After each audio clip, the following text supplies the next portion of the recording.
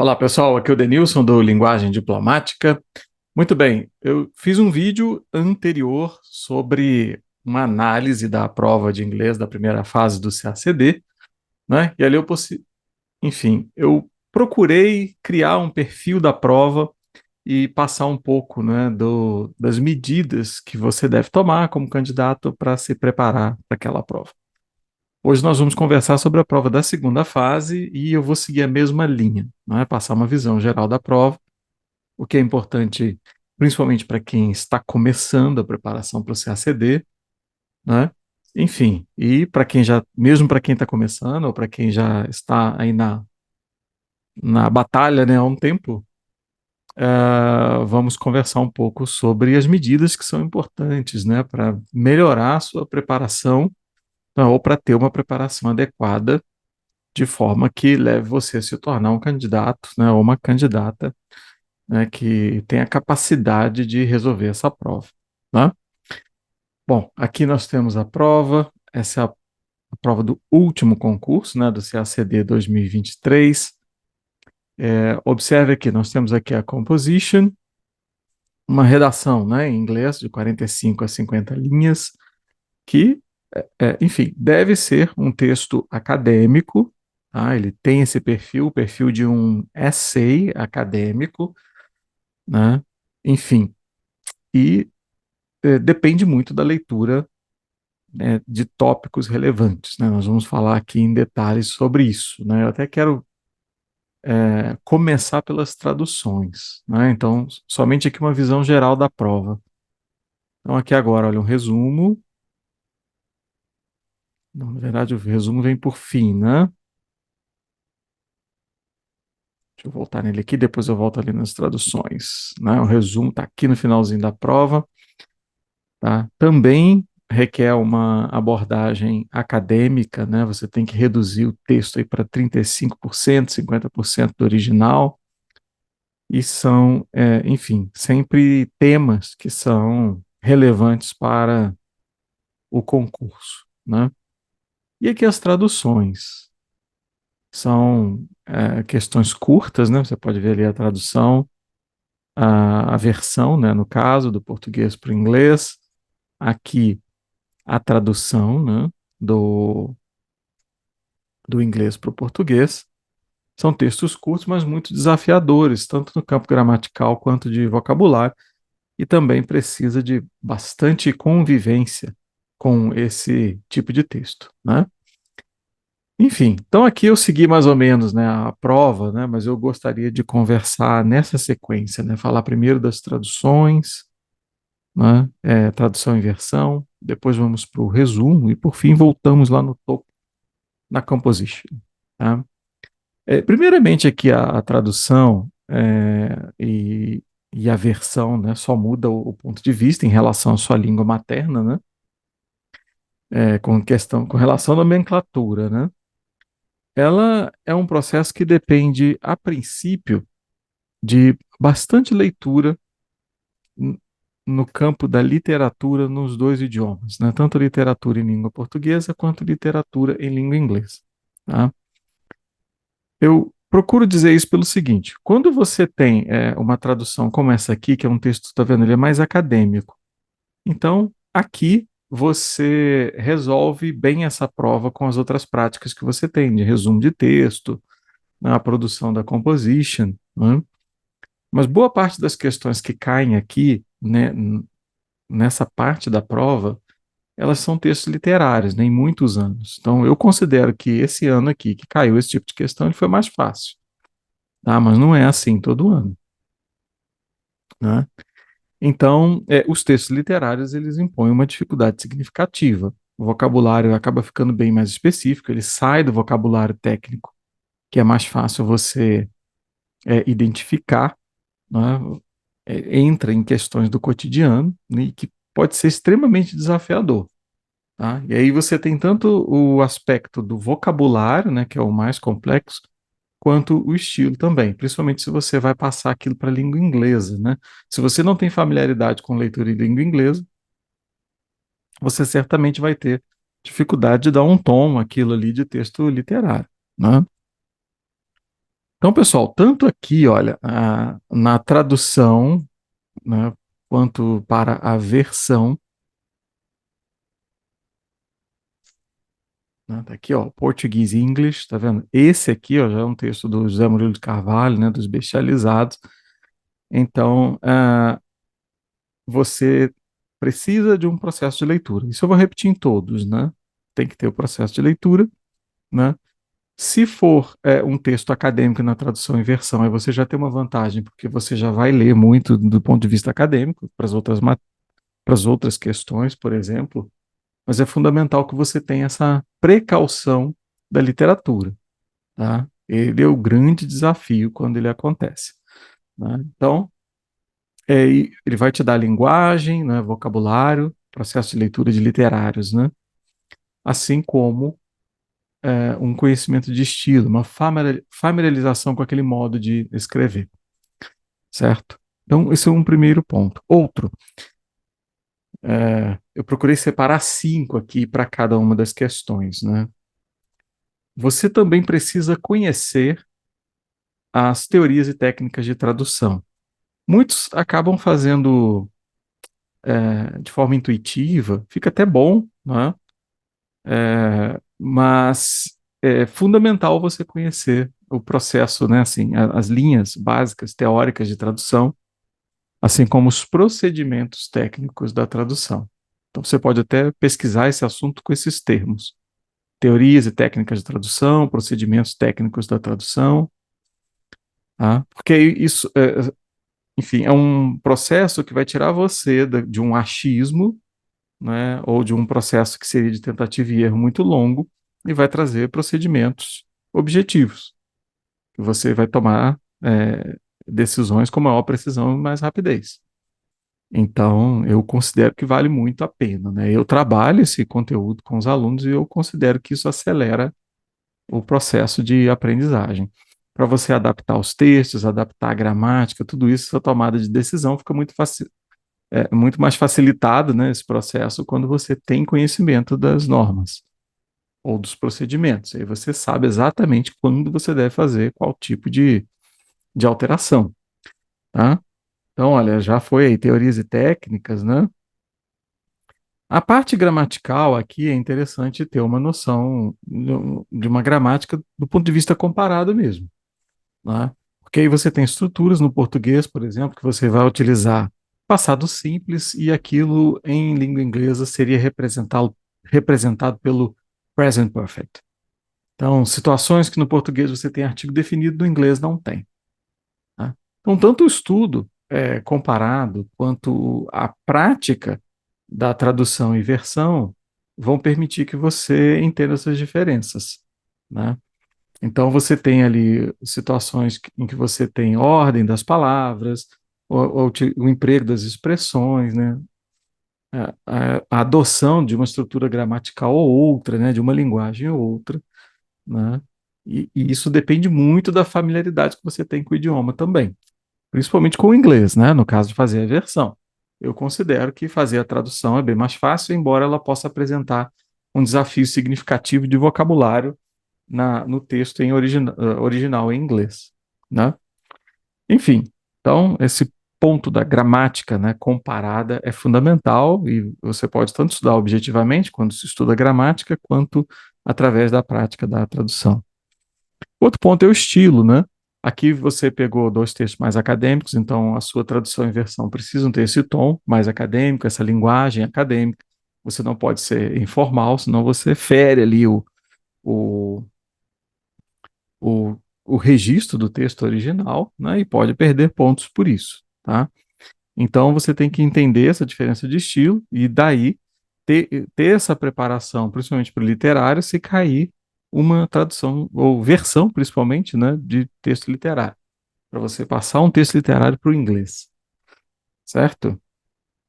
Então, a convivência, aí voltando lá ao ponto um que eu mencionei, né, no estilo, essa convivência vai facilitar o seu processo, tá? E por fim, é importante ter uma noção definida de fidelidade, né? O que que é fidelidade? Fidelidade ao texto-fonte, fidelidade ao original, né? nós definimos a fidelidade ao original como fidelidade à mensagem, fidelidade ao estilo, e não exatamente à forma, né? Porque a forma precisa ser adaptada. Aí, quando eu digo forma, eu me refiro, né, à questão até de ordem de palavras, emprego de estruturas gramaticais, né? E quando muitos vão com mais apego à forma, considerando isso como fidelidade, acabam criando um texto estranho, que vai causar estranhamento no resultado final. Tá? Então, olha, são 5 pontos aí que eu acho importantes, né? Resumindo aqui, para tradução e versão, tá? O processo de leitura dentro das áreas e dos estilos, né, de texto, tá? Conhecimento das teorias e técnicas de tradução, né? Esse estudo gramatical comparado, né? Noção de estilo, que é uma coisa que é resultado do um, né? Só que aqui é no lado já da produção. Na leitura você obtém o estilo. No 4 eu me refiro a você escrever com aquele estilo, tá? E a noção de fidelidade, tá? Diferir o que é fidelidade à mensagem, fidelidade ao registro, de fidelidade à forma, né? Forma precisa bastante de adaptação, certo? Então esses são os pontos, né? Que ao mesmo tempo junto essa ideia, né, do que a prova exige, né, e das habilidades que você tem que desenvolver para realizar uma prova como essa. Né? Enfim, agora vamos lá, o resumo. Quero deixar a composition por último, né, porque, enfim, essa preparação aqui já nos ajuda a falar sobre a composition depois. Bom, primeiro, resumo. Normalmente os textos aqui são acadêmicos, né? Então, você precisa dessa tradição de leitura acadêmica que você já resolve quando você se prepara para o inglês como um todo. Eu falo isso nas aulas, falo para as pessoas, falo aqui no canal, que é essencial você ter essa rotina de leitura acadêmica. Eu sempre indico, não é? Enfim, o processo de leitura das outras disciplinas em inglês, né? Converter a sua bibliografia para o original em inglês sempre que possível, né? Isso é essencial. Se você não tiver esse convívio com a linguagem acadêmica, você vai ter dificuldade aqui, assim como vai ter lá na primeira fase, né? E uma coisa também aqui, né? Eu falei agora acima, né, sobre a leitura dos literários para a segunda fase, né? Mas é importante lembrar que eles caem também na primeira, tá? Então, a primeira coisa, você precisa ter esse convívio com textos acadêmicos. Isso vai ser importante aqui, né? É, essencialmente no resumo e depois lá na composition também, tá? Então aqui você vai ter esse convívio com a sua leitura acadêmica, né, que é onde você absorve a sua imersão, e aí você vai acostumar com todos esses diferentes tipos, né, e possibilidades de texto nessas áreas, né? Enfim, é também importante você ter uma noção de formato, e é uma noção de formato que é essencial aqui no resumo, como lá na composition. Porque ao entender o formato, você vai ter noção de, digamos, das características da introdução, dos tipos de parágrafo, né? An argument paragraph, a description process paragraph, a problem solution paragraph, esse tipo de coisa é importante, porque ele ajuda a identificar o ponto principal, né? Assim como as categorias de informação num parágrafo, né? O que é um topic sentence? Quais frases são supporting details? Quais frases são de illustrations? Qual que é de conclusion? Porque aí você tem uma noção que de qual categoria você vai simplesmente excluir, nem vai ser levado em conta lá na produção do seu resumo. Como, por exemplo, a categoria dos illustrations, que é onde, enfim, entram os dados, exemplos, né, fatos, números, tá? Então, olha que interessante isso. Você vai tecnicamente selecionar uma categoria do texto, você vai excluir, não vai tratar daquela categoria no seu resumo, e você vai fazer isso com um olhar técnico, e não com um olhar de subjetividade, onde você marcou o que você simplesmente acha importante, tá? Marcar o que você acha importante é muito subjetivo e não funciona, né? Não se ensina a fazer um resumo dessa maneira em língua inglesa. Ele é totalmente técnico, depende da categoria da informação, tá? Então, quando essas duas coisas caminham juntas. Quando você entende do formato de texto para a produção de um essay, de um texto acadêmico, você muda o seu olhar aqui no resumo. Você vai enxergar o texto com esse ponto de vista e vai selecionar as informações com maior assertividade, tá? Então, isso aí dá enfim, uma noção de formato, né, que vai mudar a sua análise do texto. Depois é importante ter os procedimentos técnicos. Com base, né, nesse formato, aí você vai ter um processo objetivo de marcação, seleção. Depois, como procedimento técnico, o que que você vai adotar? Um reporting language, né, ou indirect speech, enfim, fazendo referências ao autor, né? Você vai utilizar um novo signposting language, que é para dar nova coesão ao seu texto, né? Você vai empregar é, novas estruturas, né, num processo de, muitas vezes até de paraphrasing, né, embora seja é, uma fase inicial, né, depois você vai caminhando para um processo de reescrita mais independente, tá? Mas esses aspectos técnicos para a produção do resumo, né, qual informação você vai selecionar, né, como você vai reunir tudo isso, como você vai reescrever, como você vai dar nova coesão. Aí entra, né, o aspecto técnico da parte da escrita, né? E aí, vamos para um quarto ponto, né? Se você tem ali a informação selecionada, né, previamente selecionada, devidamente selecionada, com base no formato adequado, né, e você já tem, o, enfim, um arcabouço assim, de instrumentos técnicos para a reescrita, aí entra o momento da reescrita em si, onde você pode até condensar mais ainda aquele conteúdo que foi selecionado. E aí entra, isso vai ajudar a compor a capacidade de síntese, né? A capacidade de síntese começa lá no início, quando você seleciona a informação. Mas ali você começa a juntar a informação que foi selecionada, a reunir e criar frases novas, tá? Então, eu diria que tem duas etapas aí nessa capacidade de síntese. Uma na seleção da informação e a outra quando você vai escrever, né? E aí, por fim, você tem que ter a capacidade de fazer essa reescrita, né, dentro de um formato acadêmico, que envolve a reunião do que nós falamos aqui antes, né? Mas você dá o tom, né, e o estilo de um texto acadêmico. E aí entra uma série de coisas, né? Enfim, você tem que ter também, igualmente, vocabulário e linguagem acadêmica, né? Incluindo aí o signposting language, né? Ter vocabulário técnico, né? Você pode muitas vezes substituir muitos termos por sinônimos, embora eu sempre chame atenção, eu vejo muito o seguinte, alguns candidatos tentam forçar demais para substituir o máximo possível por sinônimos. Aí acabam pegando termos-chave do texto e utilizando um termo que não é recorrente naquela área, ele fica estranho. E aí você pode acabar perdendo pontos por isso. Então também é importante saber dosar, né? Palavras-chave da área, acho que não vale a pena você substituir a qualquer custo por sinônimos, né?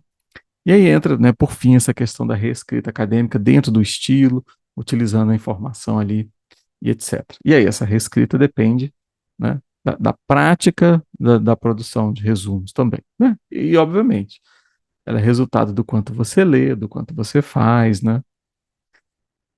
Certo? Então, assim, de qualquer forma, nós caímos nisso. A tradução não tem como você estudar teoricamente, né? Tem que ser tradução e versão. Tem que ser sempre com base na prática, produzindo traduções e versões.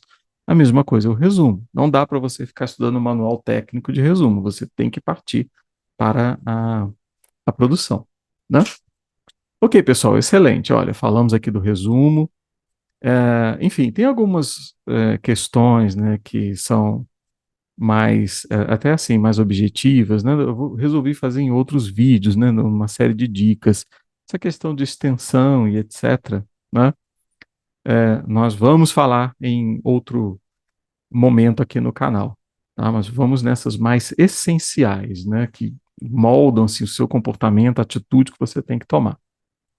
Agora vamos lá para a composition, que representa os 50%, né, da prova. Olha, vamos lá. Primeiro ponto, né? É, retomar aqui um dos itens, você já deve até saber qual é, né? Que comentei todos os outros, é o processo de leitura. É impossível você produzir uma boa composition se você não tem tradição em leitura de textos acadêmicos em inglês. Né? Sendo bastante honesto, você não consegue. Né? Você não tem a mínima possibilidade de fazer uma composition da forma como deve ser, somente escrevendo composition. E aí isso muda, né, um paradigma, né? Vou treinar somente a escrita para fazer composition. Não pode. Né? Eu, como uma forma de incentivo para toda proposta de resumo, desculpa, para toda proposta de composition, né, que eu coloco nos simulados, eu deixo uma lista de textos ali indicados. Alguns com um caráter mais acadêmico, outros mais textos de mídia. Então, isso é para incentivar a leitura ali no tema. Ele tanto é uma lista que tanto serve como uma, digamos, fonte de informação para composition, né? Esse é um dos pilares. O outro é a fonte de vocabulário específico daquela área, né? E por fim, é o contato em si que isso promove, né? Se o candidato faz ali uma rotina de um simulado por mês e lê esses textos todo mês, ele vai ter ao longo dos meses uma diversidade de tópicos ali, de leitura de textos acadêmicos, né? Ou textos mais jornalísticos, digamos assim, dentro daquele tema. E com isso, ele, ao mesmo tempo, lê textos que são fundamentais para a primeira fase. Tá? Então, por exemplo, se você vai fazer provas anteriores, eu recomendo isso. Pegar o tema da prova, levantar textos e artigos em inglês na internet, né, e fazer a leitura daqueles textos. Vai ajudar ali no seu nível da linguagem, nos aspectos estilísticos do texto. Tá? Então, aqui, olha, a composition reúne tudo. Né? Tudo que você leu ali de literatura, tudo que você leu de acadêmico para o resumo, para as outras matérias, tudo vai se manifestar aqui. Tá? Então, processo de leitura, primeira coisa, essencial, né? E acima de tudo, a leitura dos acadêmicos. Né? E o que é interessante mesmo, assim, além de livros e etc., né? Muito da linguagem, da forma e etc., que entra aqui na composition tem em artigos acadêmicos mesmo, nos papers, né? Como se diz no inglês americano, aí eles são que mais aproximam em formato. Tá? Bom, aí vamos lá. Você tem essa leitura, e aí é fundamental. Um segundo ponto é a linguagem acadêmica. Você obtém na leitura, você pode obter na leitura. Tem como estudar especificamente? Tem, eu falei aqui de signposting language para dar conexão, né, aos textos, aos argumentos do texto, né? Então você tem ali a transição de um parágrafo para o outro, de uma frase para outra, tudo isso tem a linguagem própria, né, acadêmica, e você deve adotá-la, né, gradualmente. Um ponto de vista aqui que eu vou passar para vocês, que normalmente acontece com os candidatos, né, quando eles estão começando a estudar para o CACD. As primeiras compositions, né, tentei aqui a tela cheia, mas não ficou muito bom. Normalmente elas vêm assim com muita linguagem do dia a dia, coloquial. E aí nós temos que fazer um trabalho de ir substituindo ali por essas expressões, que são técnicas, que são do texto acadêmico. Aí você vai mudando o nível da linguagem, tá? Então, obviamente, começar, digamos, escrevendo da maneira como você falaria é um começo. Né, é essencial começar dessa forma. Mas você vai lapidando e dando esse tom acadêmico da linguagem acadêmica. Né? Muitos candidatos estudam, por exemplo, as gramáticas de Cambridge. Né? Você tem lá o Essential Grammar News, English Grammar News, que é a intermediária, né? E o Advanced Grammar News, de nível avançado, são todas ótimas, excelentes. Né? Mas da mesma linha de Cambridge, tem o Academic Vocabulary News, né? Para você ver que é necessário. Tá? Deixo aqui até como sugestão de estudo, de material de estudo, mas é importante para chamar a atenção que tem essa linguagem própria, né? E é a linguagem que você precisa desenvolver aqui. E existem os mecanismos de penalização na prova para isso. Quando você ali quando você não atinge esse vocabulário de característica acadêmica, eu vejo muitos falando do nível de excelência da prova. Eu gosto de tomar um certo cuidado com esse termo excelência e mais para o nível, digamos, técnico, porque ele é um texto acadêmico e teoricamente, assim, não é nada de, de outra esfera, mas é uma ferramenta acadêmica, do cotidiano acadêmico. Então, eu gosto mais desses termos porque isso diminui a distância do que seria chegar nessa tal de excelência, tá? Então, pensem nisso. É uma coisa voltada para acadêmicos, para estudantes. E não é assim tão impossível. Você nunca chega lá se você ficar estudando o material errado. Agora, se você convive com material acadêmico, lê textos, lê artigos, é, enfim, é impossível não desenvolver essa habilidade, tá? Então, assim, é a imersão adequada. Agora vamos lá, pessoal, o processo para você produzir um texto como esse. Tem vários níveis aqui, que vão desde como você aborda a questão, né? Por exemplo, ali, ó, você observe aqui o título, né? Taking the quotations above into consideration. Então, você tem que abordar um outro, né? Uma citação, a outra, né? Então, isso tem que ser feito, né? Ali, write a short essay explaining how these antagonistic views can be reconciled in the daily practice of diplomacy. E aí, pessoal, existem os formatos adequados de distribuição do parágrafo e etc. E você não deveria fazer de novo, assim como eu falei lá no resumo, intuitivamente. Você tem que ver assim, não, essa questão enquadra no tipo tal de texto, de parágrafo, né? E o essay, ele tem um formato particular é, que requer um processo de produção, né? E aí, vamos lá, né? O terceiro ponto que eu quero falar é do procedimento, do procedimento de montagem, né? Depois eu vou chegar mais nessa questão, né, do formato.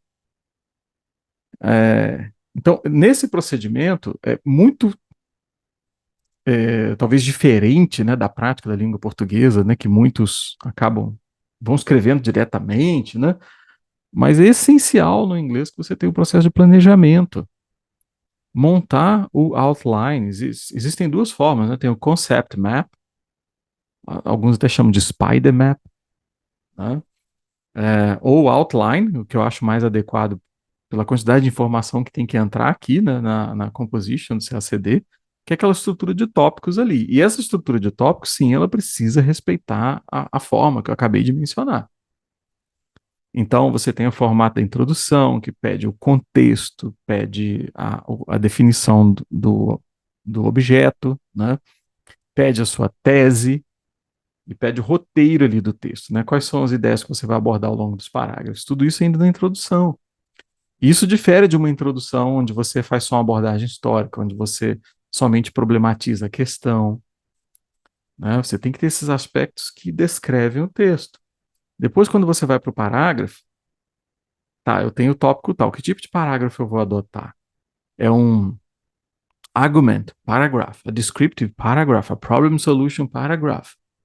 Então, você precisa saber o que você quer para adotar aquele tipo de parágrafo. Aí, dentro desse tipo de parágrafo, você vai ter ali uma determinada organização, né? Que tem as suas categorias de frase, que, como eu disse lá no resumo, são importantes, tanto para um quanto para outro. Então, assim, qual que é o conteúdo do seu topic sentence? O conteúdo dos seus supporting details? O conteúdo das suas frases de illustration? Como você vai rearranjá-los, né, de acordo com o tipo de parágrafo que você escolheu? Então é isso, né? Faça a pergunta. Quando você vai desenvolver um parágrafo, você pensa no tipo de parágrafo que vai ser desenvolvido ali, né? Então, esse planejamento, né, esse procedimento que vai desde como você aborda aqui a questão até, né, o final é fundamental e ele difere muito da prática de você ler e sair escrevendo, tá? Então, eu costumo dizer o seguinte: boa parte do conteúdo que você vai adotar no seu texto, você não traz somente do que você sabe, mas você encontra aqui. Então é fundamental ali nos quotations, no comando, você marcar a palavra-chave para abordar aquele tópico no seu texto. E você vê aqui os pontos que são fundamentais, né? E aborda no seu texto. E tudo isso você faz na etapa de planejamento. Depois que o seu planejamento está pronto, aí você vai partir dele para a produção do texto. Aí você, naquele momento, se preocupa somente com a produção do texto, do estilo, com as expressões de conexão, né, o signposting language. Separa isso. E quanto mais dentro dos procedimentos da língua inglesa você faz seu texto, mais você aumenta a chance de gerar um texto com resultado final satisfatório. Então, muitas vezes, candidatos brigam com a produção de texto ali, né, tentando atingir um resultado final, mas fazendo um procedimento, etapas de produção que não levam àquele resultado esperado. Então, eu sempre bato nessa tecla, insisto nela. É, o resultado final, ele só acontece quando você segue o passo a passo. Se você vai por outro método, você não consegue atingir aquele resultado final, tá? Então, tem que ter a produção do outline, abordando as questões, né? E depois você vai partir do outline para o texto, certo? Tá? Então, e esse processo, agora vamos lá, ele obedece uma forma, tá? Ele obedece uma forma que você realmente tem que ter contato com ela, saber claramente qual é, né? Para que o seu planejamento, as etapas de produção levem a essa forma, tá? E existem lá, né, os mecanismos de penalização quando você não atinge essa forma. Aqueles, né? Os itens lá, um A, um B, um C, estão todos conectados a isso. Então, assim, de certa forma, eu já toquei no assunto aqui, né? As características da introdução, do parágrafo, né? Então, o que eu quero chamar a atenção aqui requer um estudo de características da composition, né? E aí, através daquele planejamento, você atinge essas características, porque você já começa a avisá-las lá no início do planejamento, tá? Então, esse é importante. A única coisa que garante o formato é o processo de produção passo a passo. Muitos acreditam que não, eu tenho o formato em mente, vou sair escrevendo, no final vai ficar daquele jeito, mas aí não fica, tá? Então, assim, projeto de texto primeiro, depois texto final, porque aí você vai se concentrar no meu quinto tópico aqui, ó, que eu queria falar sobre a composition, que é a parte do estilo, né? Quando você monta o seu outline e encadeia ali as informações, você vai colocá-las de uma maneira que já define a coerência daquela sequência das informações, né? Aí quando você transforma isso em texto, aí você vai adotar um estilo de produção das frases, né? Vai incluir linguagem técnica, vai incluir linguagem de conexão que vai dar coesão ao seu conteúdo, né? De novo, o signposting language, e aí, por fim, né, esses elementos, olha, vou recapitular os 5 aqui da composition, tá? Ó, leitura, primeiro, né? Tem a minha cola aqui do lado. Leitura, né? O vocabulário acadêmico, o processo de produção, né? O formato, né, que você vai dar ali ainda no projeto, né? E tudo isso vai gerar um texto ali no final com estilo, que depende de tudo isso. Depende da informação naquela ordem, depende do vocabulário técnico específico daquelas determinadas áreas, né? E da coesão que você vai dar com as expressões corretas e adequadas. Mas tudo isso eu gosto de dizer que é bastante técnico, é acadêmico, não é nada assim de outro planeta, é perfeitamente alcançável desde que você tenha, enfim, práticas, né, que levem ao desenvolvimento dessas habilidades. Se eu ficar somente no estudo gramatical, você não chega aqui, até mesmo porque, como eu comentei aqui, as gramáticas não dão conta disso. Tem a gramática, lá o livro separado para falar da linguagem acadêmica, tá? Então, pessoal, é isso. E vocês podem observar que tem muito em comum na preparação para todas, né? É, por exemplo, no resumo, eu falei que você precisa da capacidade reescrita, né? Do paraphrasing. Isso também é necessário na composition. Então, você treina uma habilidade lá que você vai aplicar na composition. Porque você precisa anunciar conteúdos, por exemplo, na introdução, que vão ser retomados depois em cada um dos topic sentences dos parágrafos e serão retomados novamente na conclusão. E em cada ponto desse, você tem que falar do mesmo conteúdo de uma forma diferente. Você desenvolve essa habilidade lá no resumo, tá? O texto final, ou melhor, o parágrafo final da sua composition, ele é um resumo do texto. Tanto é que você abre ele com expressões do tipo in short, to sum up, to summarize, all in all. Então ele é um resumo, habilidade que você treina na questão de resumo, tá? Enfim, sem contar a leitura que é comum para todos, para a primeira fase, etc. Ok? Bom, excelente, né? Eu tive aqui a intenção de primeiro passar uma visão geral da prova, né? Mostrar as questões. Fui bem rapidinho ali, né? Porque talvez, obviamente, a maioria já conhece muito e todos têm a possibilidade de olhar, né? Mas também gostaria de ter passado para vocês essa noção de habilidades que você precisa desenvolver, porque qualquer um que não tenha feito uma preparação específica chega aqui com uma noção diferente do inglês. Ou eles passaram por um inglês voltado para o desenvolvimento da fala, da comunicação oral, nas escolas de inglês, né? Ou quem teve mais uma experiência escolar somente, aí na escola regular mesmo, de estudo de inglês, que é muito voltado para o gramatical, embora né, eu tenha acompanhado uma certa evolução nas escolas, com um foco mais voltado para a comunicação e menor abordagem gramatical. Tá? Então não pode ser somente gramática, né? Certo, pessoal? Bom, é isso. Espero que isso aqui tenha dado uma visão geral, né, do que a prova exige e do que é importante você focar na sua preparação. E gostaria de deixar um convite aqui, tá?